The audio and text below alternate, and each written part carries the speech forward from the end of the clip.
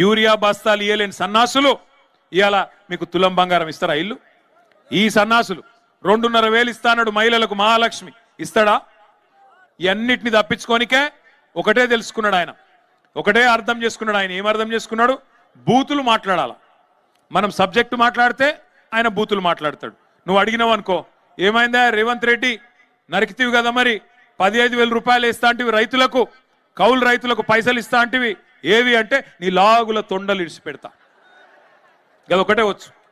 రెండవది ఏమైనా మరి మహిళలకు 2,500 ఏవి స్వామి అంటే నీ గుడ్లు వీకి గోటీలు ఆడతా. నువ్వు గట్టిగా అడిగినావు ఇంకో తులం బంగారం ఎదురా నాయనా అని నీ పేగులు తీసి మెడలేసుకుంటా. బూతులు మాట్లాడానికి రెడీ. మాకు రావా బూతులు? ఆయన కన్నా ఒక భాష వచ్చేమో, నాకు 4 భాషలు వచ్చు. తిట్టుమంటే పొల్లు తిడతా, కానీ ఇక మంచిది కాదని ఊరుకుంటున్నా. ఇక ఆయన బాధ ఏందో నాకు అర్థం కాదు. ఇప్పుడు అడ్డిమారి గుడ్డి దెబ్బలో ముఖ్యమంత్రి అయిపోయింది. అది మన దగ్గర అంటారు కదా ఊళ్ళలో, అడ్డిమారి గుడ్డి దెబ్బలు. అడ్డిమారి గుడ్డి దెబ్బల కిస్మత్ బాగుంది. మేము అనుకోలే, కార్యకర్తలు మా వాళ్ళు బీఆర్ఎస్ వాళ్ళు అనుకోలే. మీరేమనుకున్నారో నాకు తెలుసు. నేను చెప్తున్నది కరెక్టే కాదా మీరు ఒకసారి నాకు చెప్పు.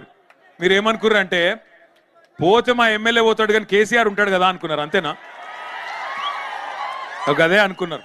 కాకపోతే ఏం జరిగిందంటే అట్లా దేవరకద్రోళ్ళు అనుకున్నారు, మహబూబ్నగర్ వాళ్ళు అనుకున్నారు, నారాయణపేట వాళ్ళు అనుకున్నారు, అందరు వేలు.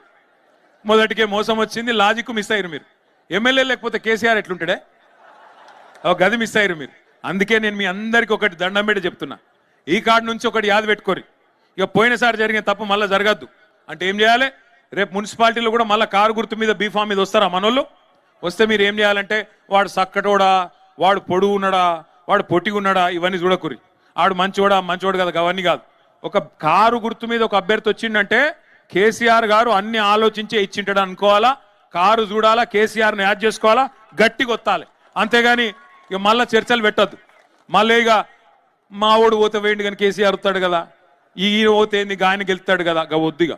మీరు ఇక్కడి నుంచి గట్టిగా కసి మీద, సరే సర్పంచ్ ఎన్నికల్లో గుర్తులు లేవు, కానీ రేపు ఎంపీటీసీ ఎన్నికల్లో, జెడ్పీటీసీ ఎన్నికల్లో, మున్సిపల్ ఎన్నికల్లో కారు గుర్తు గులాబీ జెండా ఉంటది. అది మాత్రమే చూడాలి తప్ప అటు ఇటు చూడద్దిగా. పక్కనా మళ్ళా తప్పు చేయరు కదా. గట్టి కొట్లాడదామా? కొట్లాడదాం. రెండో మాట,